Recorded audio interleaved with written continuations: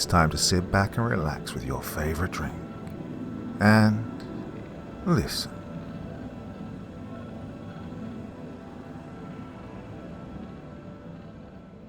Roadkill Sally.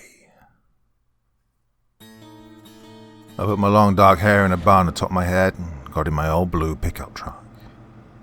I readied myself for the nightly trip around the park, hoping to find some decent carnage. Oh, don't get me wrong. I love the beauty of a living animal as much as the next person, but I found these animals that died on the road such a waste of a beautiful specimen. I spent my time picking up roadkill off the side of the road, savoring each piece of gorgeous fur for my projects, as I like to call them. Every skull, bone, and part of the flesh could, in some way, be reused. Well, I had to get them while they were fresh. If I waited too long, the vultures would tear them apart and ruin the best parts. I know this sounds gross to most of you, but to me, each pound of flesh, fur, and bone was a treasure. I owned a shop in town called Sal's Creative Barn. It was very noir and gothic, but most of my business was props for movies in Hollywood. I created a swamp creature out of beaver fur. I created my most favorite creation, the Wendigo, out of the most massive set of deer antlers I'd ever found. It was a large reindeer buck I'd found hit by a semi-truck. Oh, it was mangled and bloodied, and I couldn't do much with the body except donate it to the crows that lived in my backyard. But those gorgeous antlers must have been 3 feet wide. I used bones from multiple animals to create the Wendigo. It had been featured in a magazine for taxidermy and used in a poster for a horror film about the legend of the Wendigo. I was proud of all my creations, but the best was yet to come. I strapped myself in my truck and pulled out of my long gravel driveway.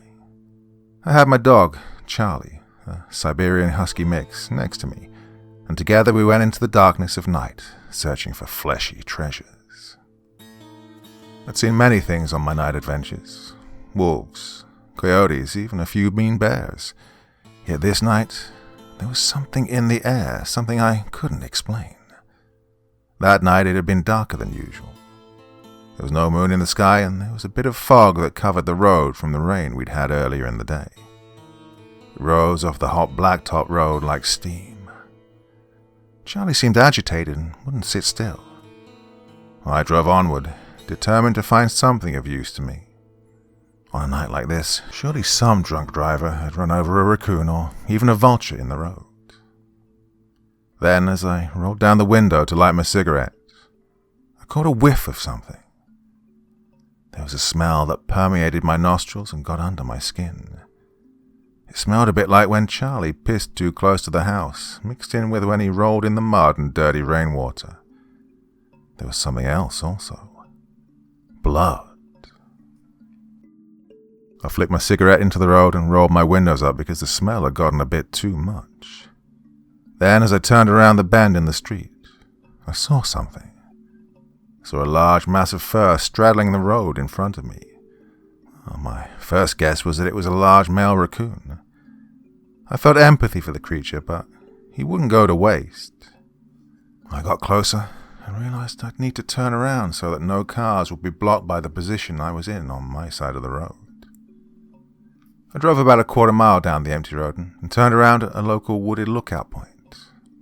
I sped up a bit, and then, as I approached the spot where I'd seen the raccoon, my heart sank.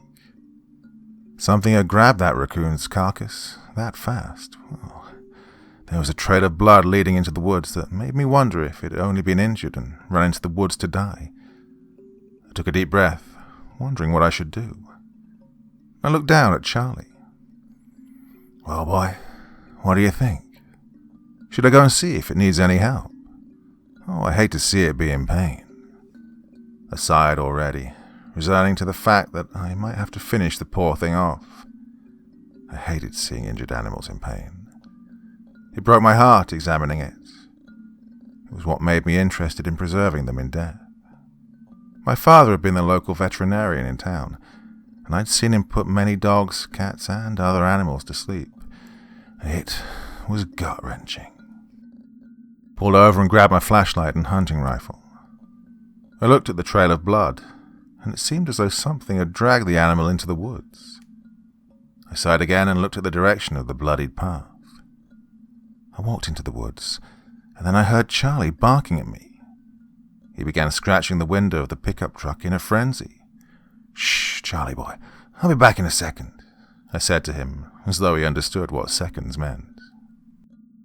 I looked towards the woods, shining my flashlight on the dead leaves and blood. Strange. There was no more blood about 10 feet into the forest. Well, I figured another animal must have grabbed it. I walked back to my pickup truck and got in. I started the engine, and Charlie began licking my face as though he just knew he would never see me again. "Okay, boy, okay." I laughed at his behavior. I began to pull away from my spot, and as I did, I turned my headlights on. And my God, I wish I hadn't. As I did, I saw something large jet in front of my truck. As I was moving my truck, I slammed on the brakes.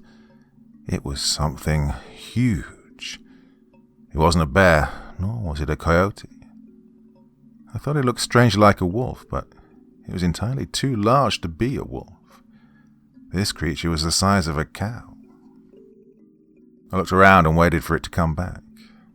I looked in both directions, and after 10 minutes of panting, I finally calmed down. Whatever it was now long gone. I decided I would head out back tomorrow night and just drive home for now. I went along the road for a long time and finally reached the section of road that was about 55 miles an hour. As I picked up speed, I cracked open a Red Bull, and as I drank it, I took my eyes off the road for what must have been a millisecond. Oh, something ran up beside my pickup and stopped in front of my vehicle in that tiny millisecond. And I hit my brakes so hard, poor Charlie hit the dashboard, and the Red Bull went all over me and my pickup truck. Well, my car didn't stop right away, and I was going too fast to miss it. I hit something hard and big.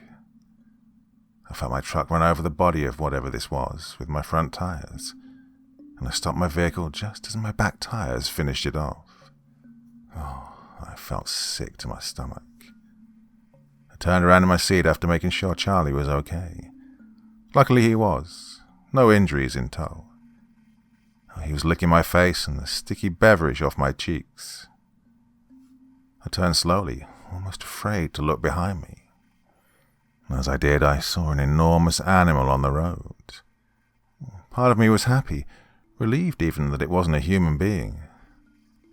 I grabbed my rifle, flashlight, and got out of my truck slowly, almost afraid to approach the animal.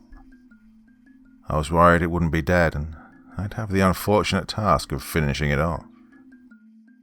I couldn't identify the animal right away.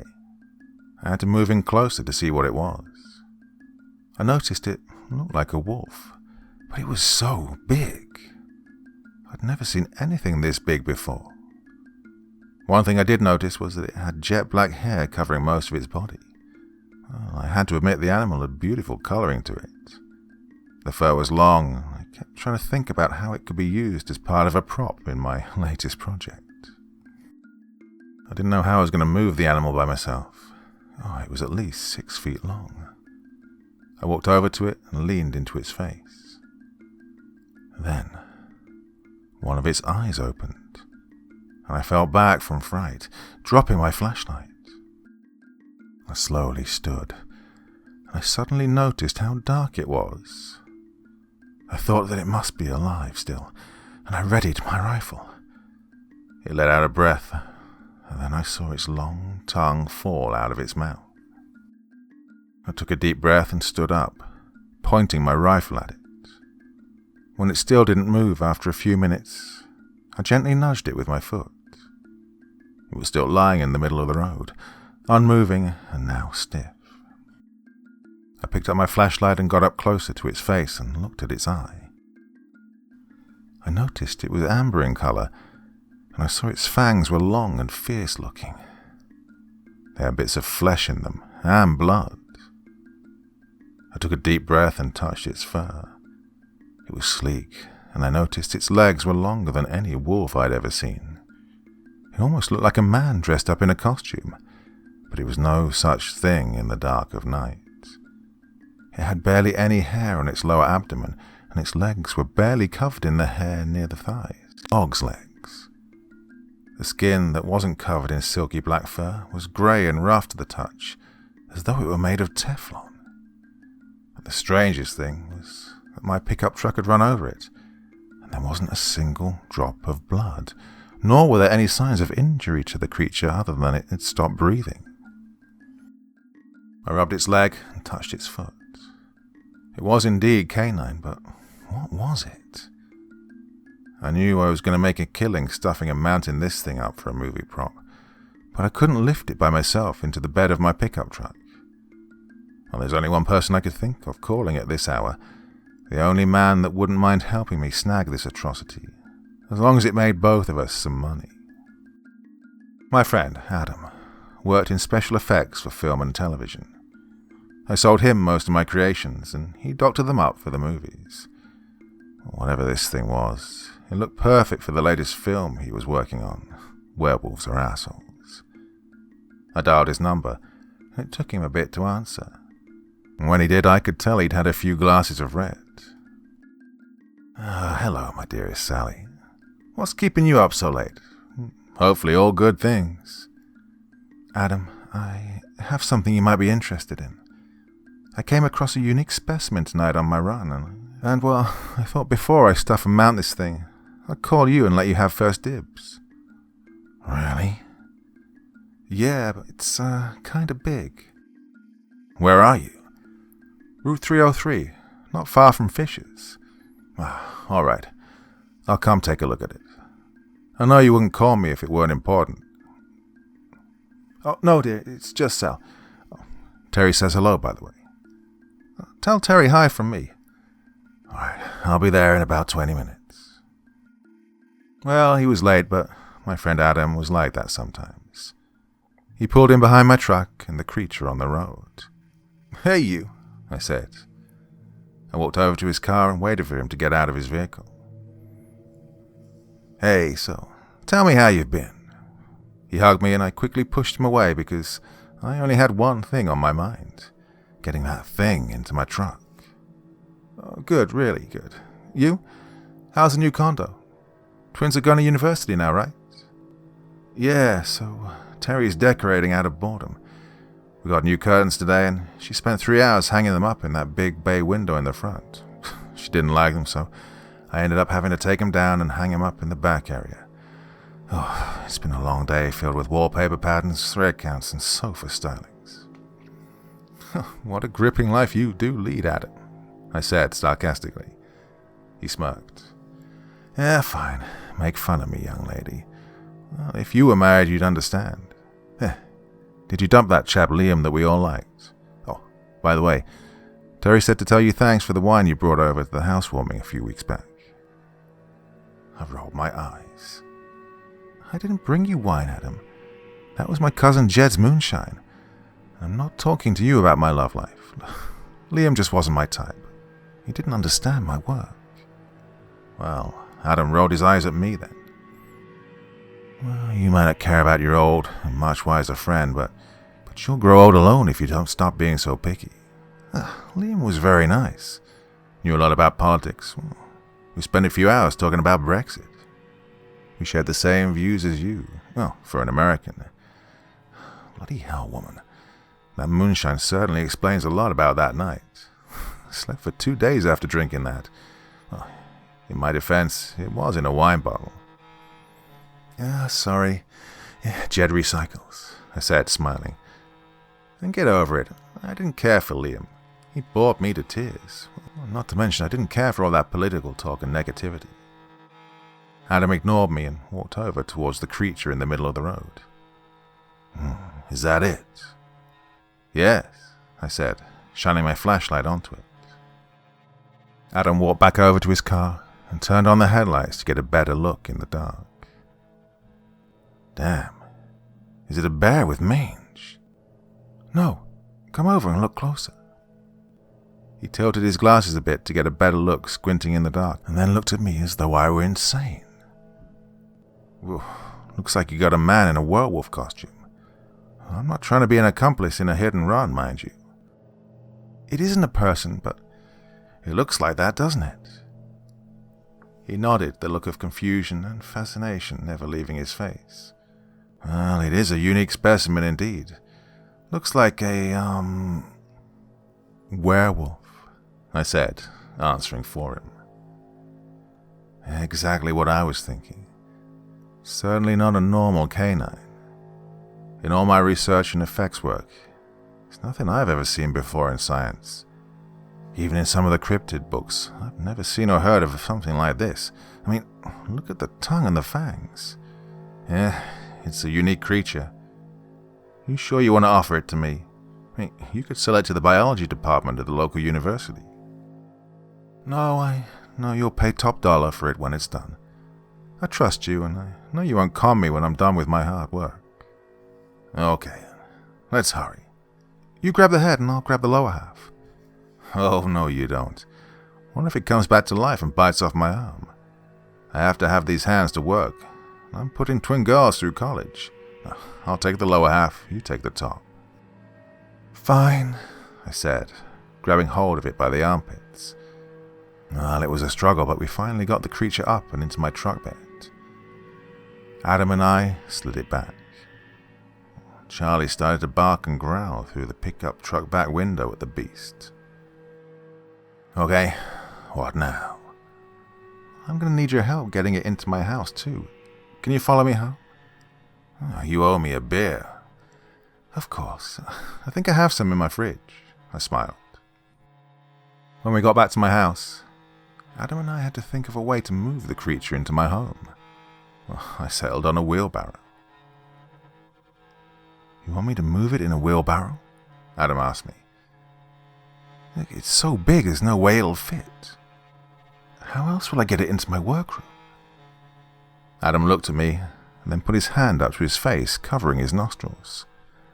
Ugh, Christ, what's that smell? I stopped for a second. That, my friend, is dead. Ugh, don't like it. You work in horror films, and you just said you don't like death? You mean you like it clean made out of a prop room? Well, let me tell you, old boy, this is what real death smells like. Ugh, I may throw up. Please don't. Adam rolled his eyes at me in annoyance, and we got the creature into the basement of my house where my workroom was.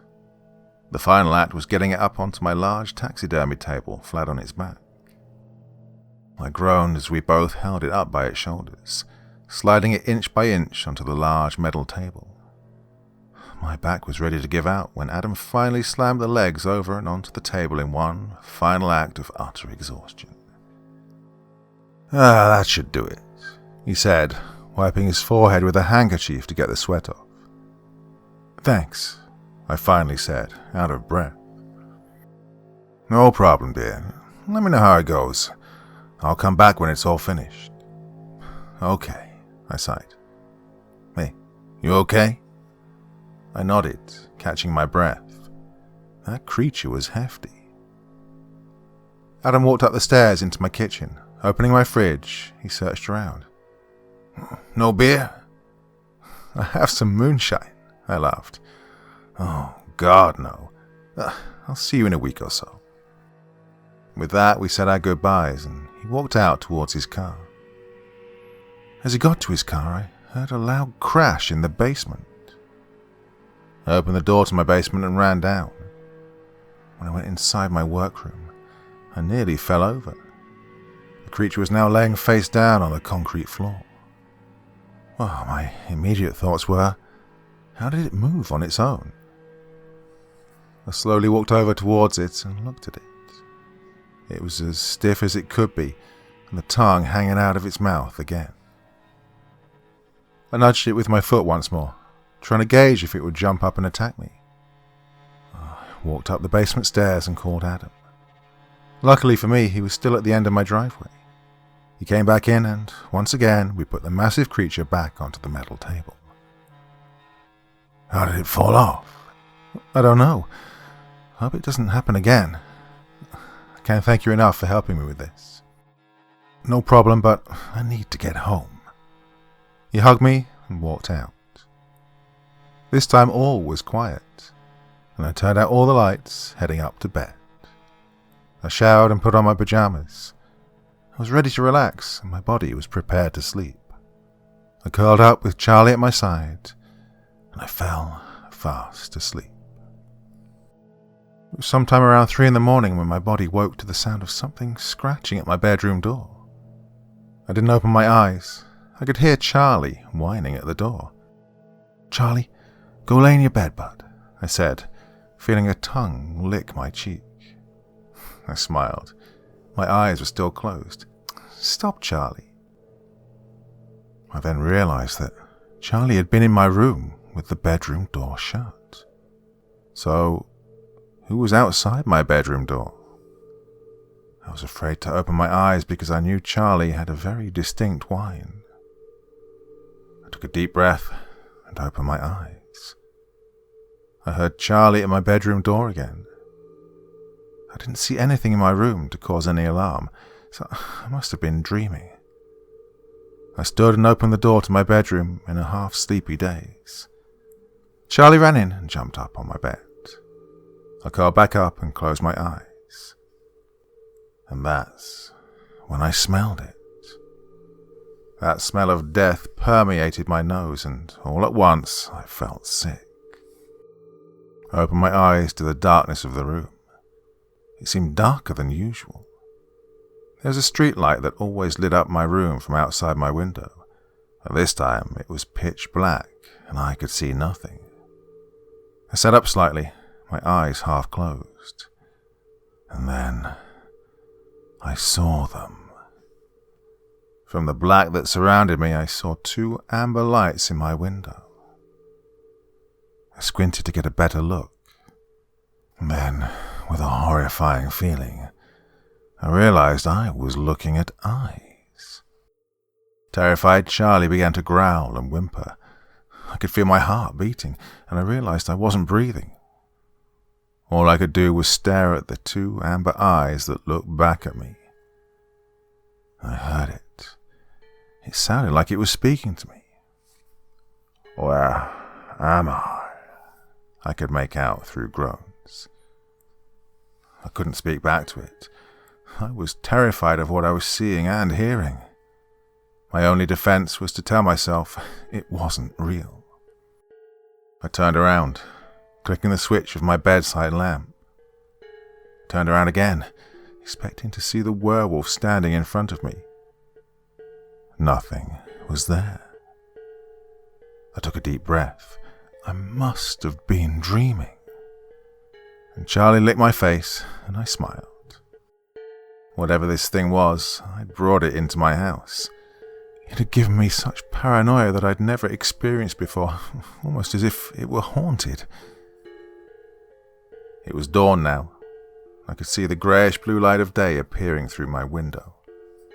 I got out of bed, determined to make myself believe there was nothing to be afraid of now. I walked down into my kitchen and then opened the basement stairs. I walked into my workroom and turned on the lights. The creature was dead, still lying where I'd left it earlier. The cold room gave me the shivers, and I walked out of my workroom and then back up into my kitchen.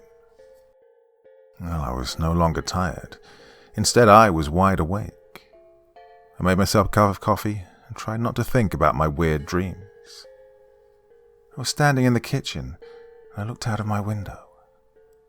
The sun hadn't come up just yet, but I could see several pairs of eyes from the tree line by the main road in front of my home. I blinked again. They seemed to be getting more significant. No, the eyes were getting closer. And soon I could see the outline of creatures that looked canine in appearance. They were coming closer to my house. I sat my coffee cup down, then I went to reach for my rifle when I realized I'd left it in the truck the night before. Charlie was now at my side, barking and carrying on something terrible. I patted his head to calm him, but but I was trying to calm myself. I heard the sound of something moving in the basement. I ran to lock the basement door.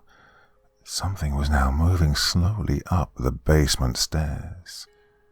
I was sure that thing was alive and on its way up.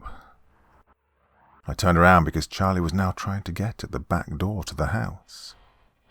I could see other creatures like the one I'd run over, peering inside my window. My heart sank. How the hell was I going to get out of this? Their eyes were amber and they didn't move. Instead, they watched me like one of those paintings in a horror movie. Their bodies didn't move a muscle. Their heads didn't follow me even when I ran all over the house, trying to find a way to protect myself. I hid behind the wall to my living room and peered around to see that the creatures knew where I was. It was as if they could read my mind. Well, I hoped that maybe with the light of day they'd disappear. The sun was coming up, and didn't werewolves only come out at night? Well, that's what I believed anyhow after watching so many horror films over the years. But then my heart dropped. There was a bang at the basement stairs. It was getting louder and becoming more evident that this creature was going to burst through the door at any given second. I ran up the stairs and shut myself inside my bedroom with Charlie. I locked my bedroom door and hid inside my closet, hoping that whatever this was would burst out and leave. The banging continued for a while, and then it stopped. The only sound I could hear was the sound of my breathing. Charlie had calmed down now and was sleeping on my lap.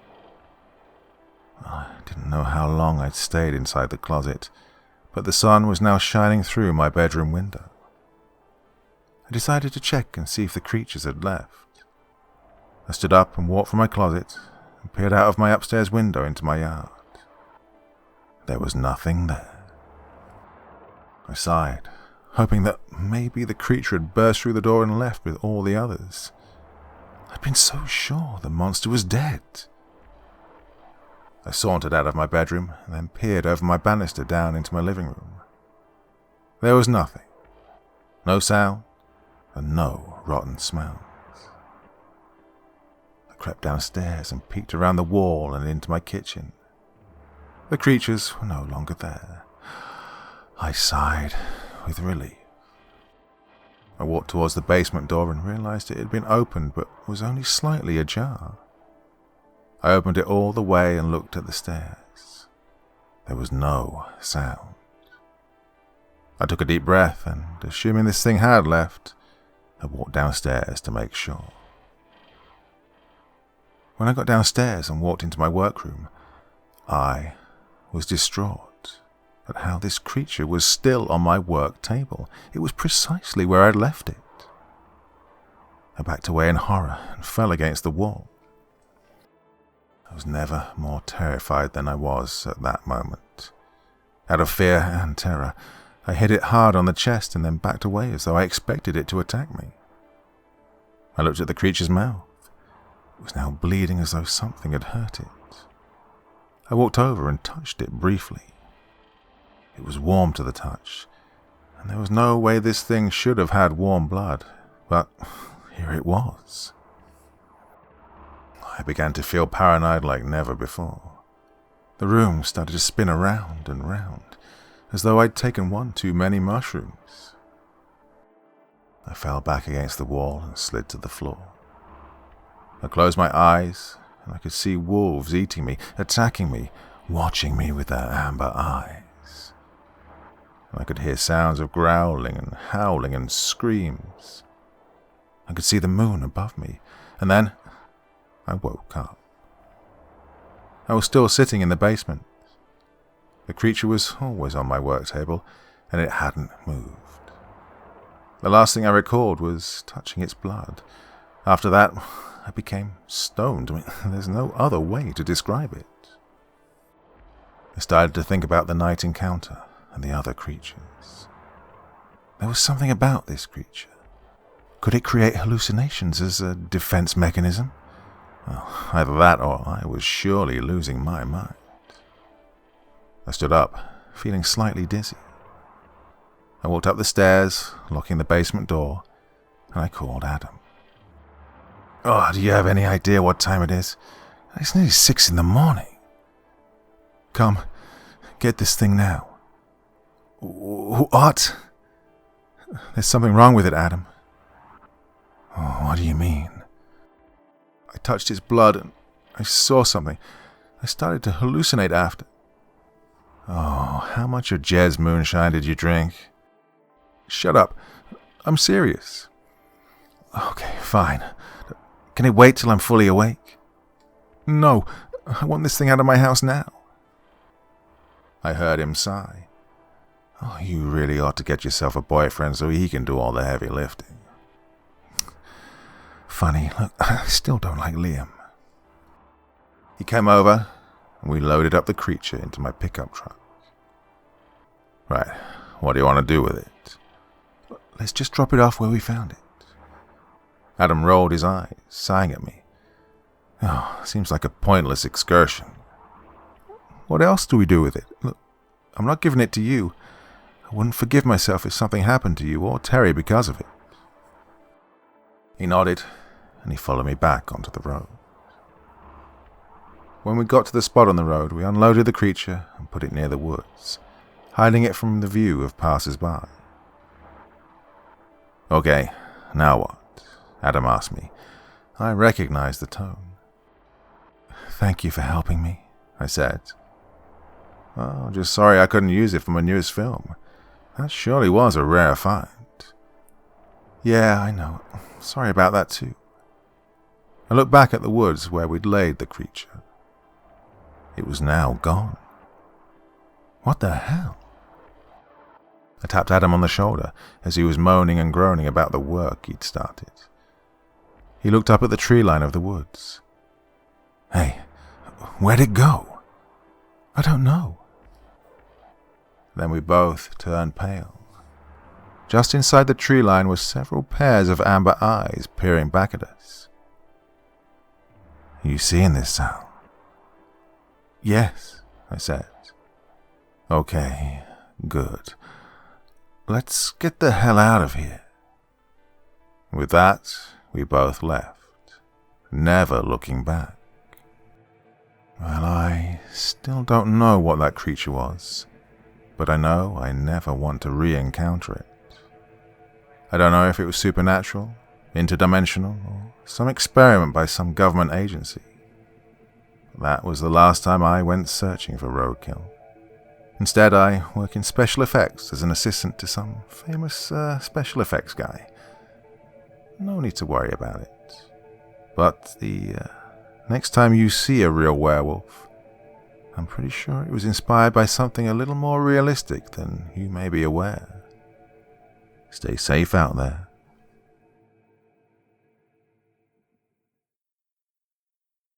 Roadkill Sally and the Return of the Dogman. "This is boring," I moaned as I watched my longtime family friend Adam fixing his latest special effects creation. It was some mummy and had precisely zero creativity. Well, the studio had set their expectations for the low-budget film, Return of the Mummy's Master. "Boring? Oh, come on, Sal, look at the eyes. I think I'm a genius." "Adam, you've been gluing eyeballs to someone's arm for the last hour." "Oh, sorry, Stephen," I said to the actor in the chair that my friend had been torturing for the last hour. "It's okay, Sal." Stephen smiled through all the layers of makeup. "Oh, I loved you in that movie with Bradley Cooper." "Yeah, thanks, I had fun. Well, he's a super nice dude." "God, will you two shut up? I'm trying to concentrate." I rolled my eyes. "Want anything from the vending machine?" "Snickers? They were out last time, remember?" "Oh, well, how about Reese's then?" "The machine didn't have those either. Pick again." "Oh, bloody hell, the studio must make millions, and they can't afford to stock the vending machine with decent candy." I held back my laugh. "Well, they just had those cookies you liked." "Nah, gonna get me some chips." "Gotcha. Back in a jiffy." I walked out and down the long hallway to the vending machine. I got a text from my boyfriend, Kevin. Hey, sorry, I can't make the movie tonight. I sprained my ankle. Oh no, how'd you do that? I texted back. Flag football, was his response. I thought that seemed sort of silly, but I didn't comment on it. I'd been dating Kevin for several weeks, and we always had a good time. To say he was quite good looking was an understatement. Dark brown hair, bright green eyes, and he was 6 feet tall. Well, I was depressed about not seeing the movie, but I understood. I wished my new beau well, and grabbed what I needed from the shitty vending machine. I walked back down the hall and into the room where Adam was still applying more latex layers and eyeballs to poor Stephen's face and body. I had no idea there were so many eyeballs. Now, what you want to do here, Sal? Are you watching? You betcha. You want to add the layer loosely, then apply some blood splatter to it so it looks like scabs forming on the burnt face. Pretty cool if you ask me. Yep, I said, trying to seem excited. Well, nothing was exciting about special effects makeup. At first it was fun, but watching it get applied for hours and hours, layer after layer, sort of ruins the fun. It wasn't like watching one of those television shows. Also, I wasn't even allowed to apply any makeup, and I was supposed to be the apprentice. In all truth, I missed taxidermy. I missed the freelance art of it. I hadn't told Adam yet, but I'd had an offer to return to my first love. I knew he'd be pissed if I quit after he had pulled so many strings, but this wasn't making me happy. If only that damn creepy Dogman or werewolf hadn't ruined it for me. But I'd had nightmares for weeks after. I kept seeing that thing lying in the road. In every dream he woke up and tried to eat me. I shivered at the thought. I ended my workday in a bit of a haze. When I got home, I called out for Charlie, my 14-year-old German Shepherd. When he didn't come, I began to get worried. I walked over to his bed and patted his head. Come on, boy, let's go for a walk. I knew, by the feel of him, he was gone. I stepped back with tears in my eyes. He'd gone peacefully in his sleep. I sat down next to him and cried for what seemed like a very long time. Well, the only person I could think of calling was my family friends Adam and his wife Terry. Hello, Terry answered the phone. Charlie passed away. I began to bawl my eyes out. Oh, honey, no. Terry was empathetic as usual. I'll send Adam over. We can bury him in our pet cemetery. Adam came over, and we loaded my dear friend of 14 years into the back of his pickup truck. Oh, I'm sorry, Sal, he said, patting my shoulder. Adam and his wife Terry had been my pseudo-parental figures since my dad had passed away years ago, and I decided to stay where I lived while my mom moved away to stay with her sister. They were my other family. When I had nowhere else to go, they'd been my other parents. I know. Terry's going to be so devastated. She's already making a coffin for him. Oh, I smiled. When we got to their homestead, a tearful Terry met me at the door. The twins were home, and Beth and Brianna met me at the door as well, with hugs. Brianna was 2 minutes older than Beth, and she was the more headstrong of the two. Beth was much more unaware and more into her new iPhone and boys. Oh my God, I remember when he was just a puppy. Brianna hugged me. I nodded. Hey, got any wine? Of course we do. Terry hugged me. We drank a bit of wine, and then we prepared Charlie for his grave. Terry was sweet and put him in a pretty pink and blue blanket. Adam dug the hole, and we said a mini goodbye and then buried him. Terry put a little wreath of lavender on the grave, and we hugged each other tearfully. They left me for a while to say my goodbyes to Charlie. Oh, I knew I would miss him so much in the coming days. He'd been my best friend. When I'd finished with my goodbyes, I walked into the house, and Terry had already planned a wake for Charlie. You want to do what? I think it's important we have a little ceremony. It's important to me that we do. I loved him so much. He helped me with the girls when they were little, just to teach them the importance of pets. I nodded. Brianna was red-faced and tearful as she walked over, hugging me again. Oh, I can't believe he's gone. Yeah, me either. I'm just glad he went in his sleep. I can't imagine having had to have put him down. Everyone was caring and concerned, and Terry insisted I sleep in the spare bedroom, but all I wanted to do was go home. The next day I planned for Charlie's wake. It was oddly comforting, though, having a funeral wake for a dog. It made it easier to say goodbye to his little spirits. And Kevin came too. He sat on the couch most of the night, and I brought him drinks and snacks so he wouldn't have to move too much. At the end of the night, I said goodbye to Kevin, then I helped Terry clean up. Brianna came into the kitchen. "I'm thinking of changing majors." "You are? To what?" I asked her. "Makeup artist. I love makeup." Like father, like daughter. Well, I'm more into glam than gross, but yeah, trying to figure out how to tell him. It's going to be hard because we found out Beth is flunking her first semester of college. "What?" "Shh," Brianna said, running out of the kitchen. Adam came in with his glass of wine and helped dry the dishes. "So, that was your new boyfriend, hey? I think you can do better than him." "What? You tell me all the time that my father would want me to have someone to share my life with, and I finally meet a guy that doesn't make me want to throw up, and you don't like him?" "Well, I don't think he's a gentleman. You had to feed him and bring him drinks all night while he sat on my velvet sofa. Well, I found him privileged." "Look, he had a sprained ankle. What was he supposed to do?" "Okay, you two. Adam, go into the living room and help Beth with her phone. She says it isn't working properly, whatever that means. Sally, ignore my husband." Terry came over and hugged me like she always did when I was overly sensitive.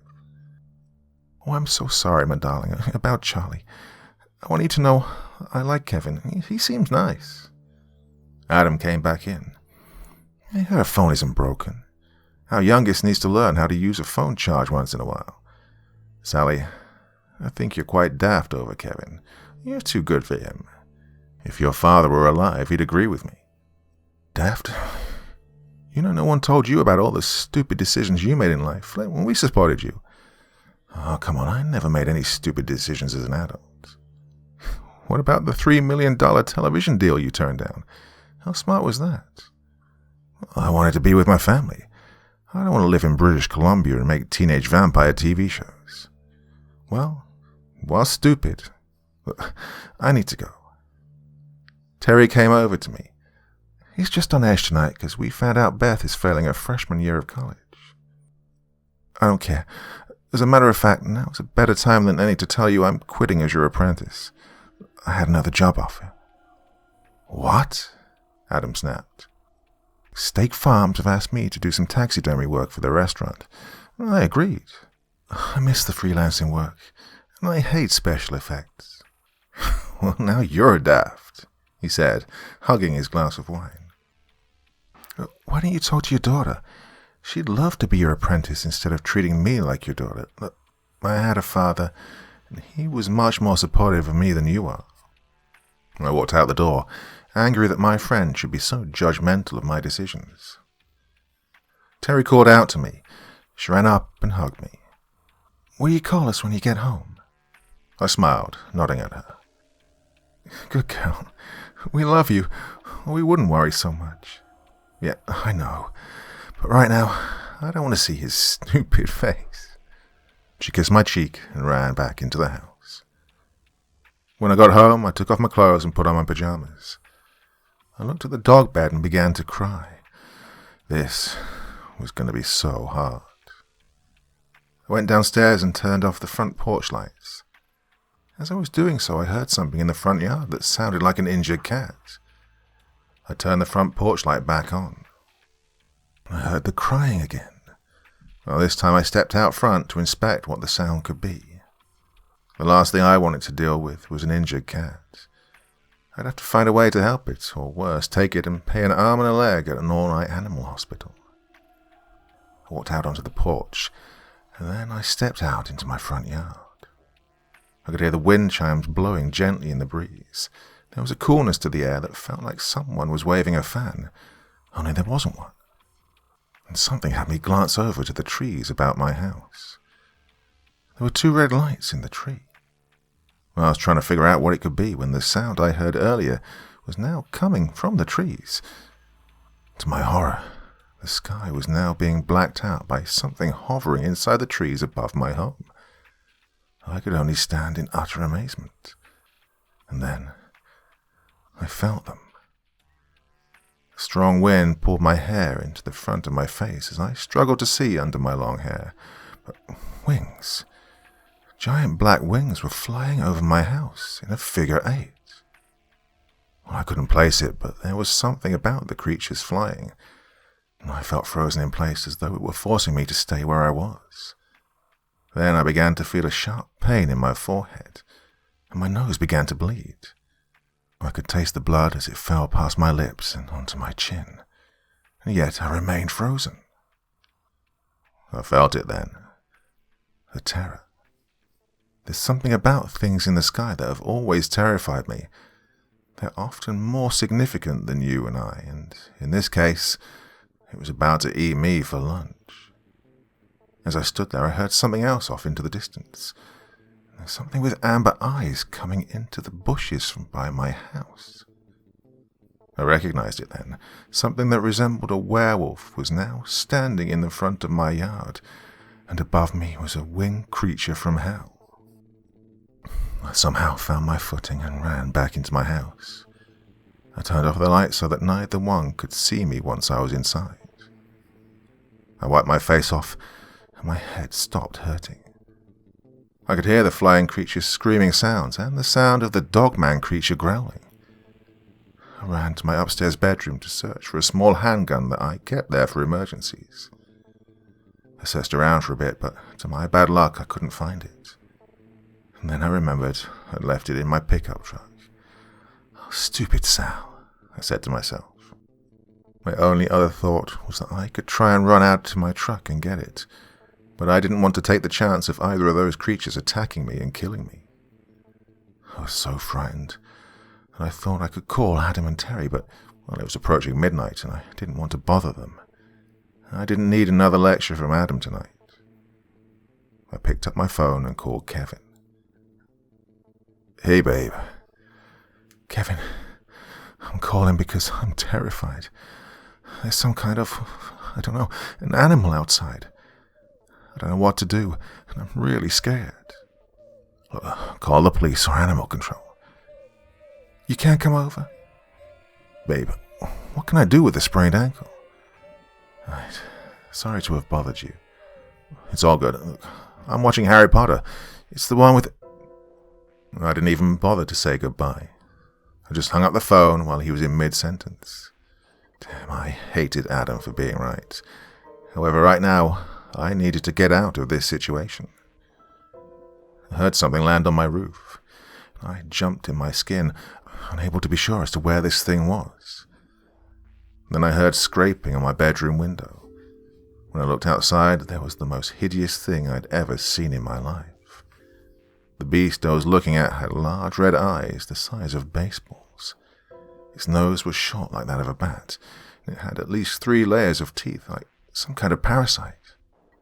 Its claws were at least 6 inches long, and it spread out its wings, causing the entire room to go pitch black, except for those eyes. They illuminated the room like lava lamps. When it opened its mouth, the ugliest scream came from it. It hurt my ears because it was high-pitched and it stung. I covered my ears with my hands as its scream began to crack the window and one of my light bulbs in the small lamp I had by my bedside. When the window cracked, I could see its head moving slowly inside my room. It wavered slowly, inch by inch, knowing that with each movement it was terrifying me to my core. There was something about it that seemed to take sadistic pleasure in scaring me. Perhaps this was my instant come for being such a brat to my friend. I hoped that my life wouldn't end with me being so mean to him. I backed away slowly as the winged demon spread its ebony wings, bursting through my window and the wall around it. When it got into the room, I could feel my head burning behind my eyes. It was making me ill, and all at once, I crumbled to the floor of my bedroom, made immobile by this crazy winged thing. It was now inside my room, completely hovering above me, and then it dropped to my floor. landed with a strange grace that I wouldn't have imagined coming from this beast that I could only compare with that of a Mothman. Only I'd never seen an actual Mothman, and all I knew was that this thing was coming closer and closer to me. I was in awe of it, and I couldn't move. The part of me that wanted to run was outweighed by the desire to see what it would do.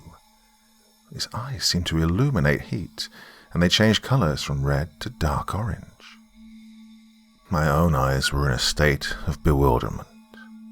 I watched with my mouth wide open, afraid, and then I felt sickened. It opened its mouth wide to reveal the most disgusting smell.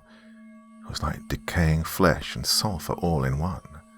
Then it opened wider, and within seconds snapped its mouth around my neck. I could feel my blood leaving my body, and my heartbeat slow. I could feel my fingers tingle in numbness. My legs were growing limp. I was falling into a deep slumber when the door of my bedroom opened with an explosive bang. To my utter terror, it was the Dogman from earlier. Well, I knew now that if the winged creature didn't suck me dry, this other one would tear me limb from limb. I couldn't even scream loud enough for a neighbour to hear me. My voice cracked, and my body was now sickened and limp. I realized I was paralyzed from the venom that this ebony-winged monster had excreted inside of my bloodstream. I lay on the bedroom floor, only able to watch as the Dogman puffed up its chest. It growled so deep that my walls vibrated. The flying monster hissed and screamed at the Dogman, while the Dogman wasted no time in punching the creature. It fell back against the wall, and then it flew up into the corner of my ceiling. Its wings caught onto my bed and got stuck in my down quilt. The Dogman seemed to take advantage of the creature's immobility and used its right claw to slice at the creature's face. The winged monster flew back and knocked the Dogman up against my dresser, knocking my drawers out with its weight. I tried to breathe, but my lungs were collapsing slowly. This Dogman creature looked over at me with its amber eyes. There was something about them that seemed familiar.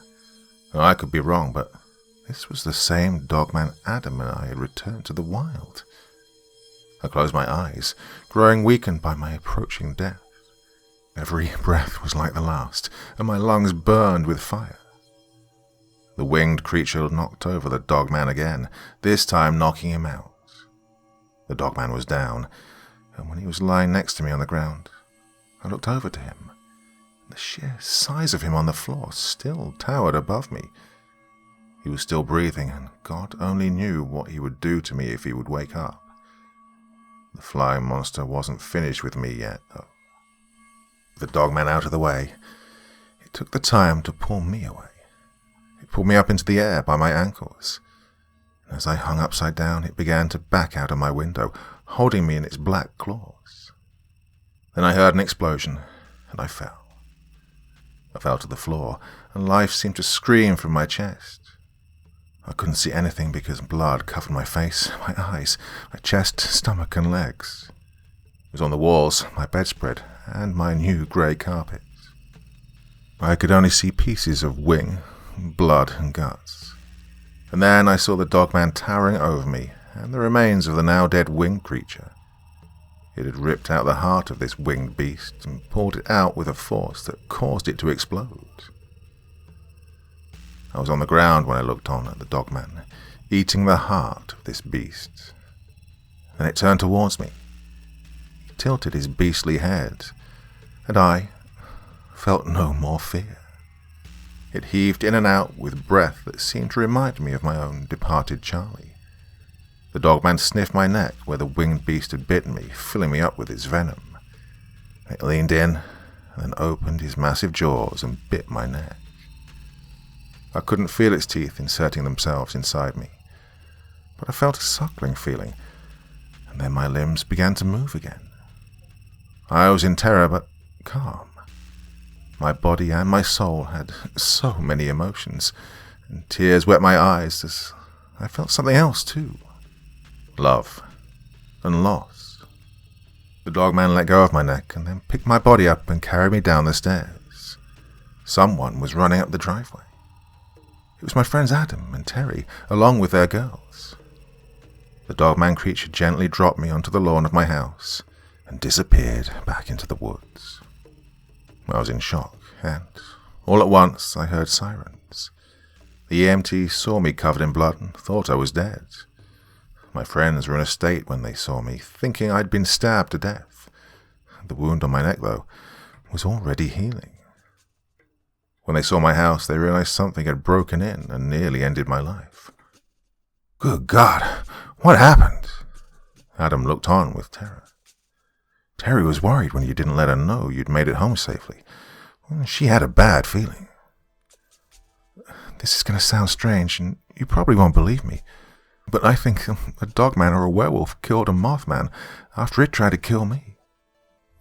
Well, he couldn't do anything except laugh. I'm serious, I said, in pain. Why is it I actually believe you? He asked. I'm sorry. You were right about Kevin. He's a jerk. Hey, I was hoping I'd be wrong, but I'm usually right. If you say so. I'll run in and grab some clothes for you, Terry said. A few days finally passed, and the cops realized that an unknown assailant hadn't stabbed me. They went with the story of a bear attacking me. I have no idea how they assumed a bear had broken into my 2-story window, but, well, it was a more straightforward story than the truth. There were still pieces of ebony wings on the floor. He took the remnants of the winged flesh with him so that I could make a taxidermied version of it, or something like it later on. I appreciated the thought, but right now, I just wanted some peace. A few weeks later, I was back on my midnight runs. I was a go at the roadkill search that had always given me so much pleasure. Granted, I didn't have Charlie out there on these roads, but I had something else. I had a protector. I wasn't afraid anymore of the unknown. Adam allowed Brianna to become his apprentice, and she seemed to enjoy it. They ended up having Beth leave school, and instead, she's studying cosmetology at the local beauty college. In the end, he'll save a hell of a lot more money. And Terry helped me redecorate my room after the insurance paid for a new roof and a window. And Kevin is dating a model now. Good for him. As for me, I don't plan to date anyone for a very long time. No, I have too much to do. I have a lot of work for steak farms. I'm happy I took on the job. The specimens have been a lot easier to locate. In fact, I don't have to go so far as my front door. Once a week, there's another specimen left for me by a mysterious benefactor. I think you and I know who's leaving me the gifts.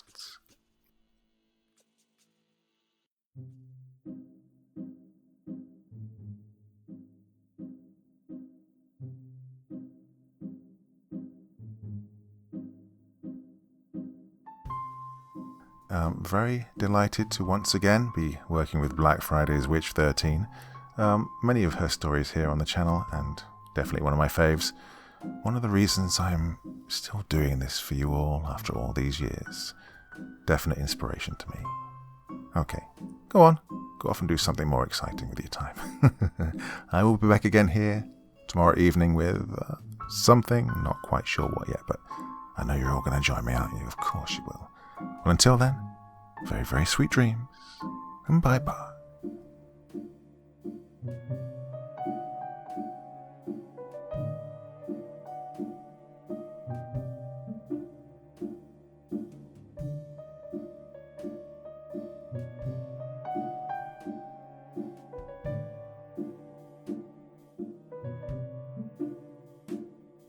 Thank you so much for taking the time to listen to this story today. Really means a lot to me and to the author of the story, of course. Well, if you want to know more about me, I'm pretty much everywhere on social media. You can find me on Facebook, Twitter, Instagram. You can download my music on SoundCloud. I've got a Patreon if you feel like. Throw me $1 or $2. Very much appreciated. And of course, on Reddit, I have a place where you can leave stories if you want me to read one that you've written. Well, hoping to see you all again very soon. Till then, sweet dreams, and bye-bye.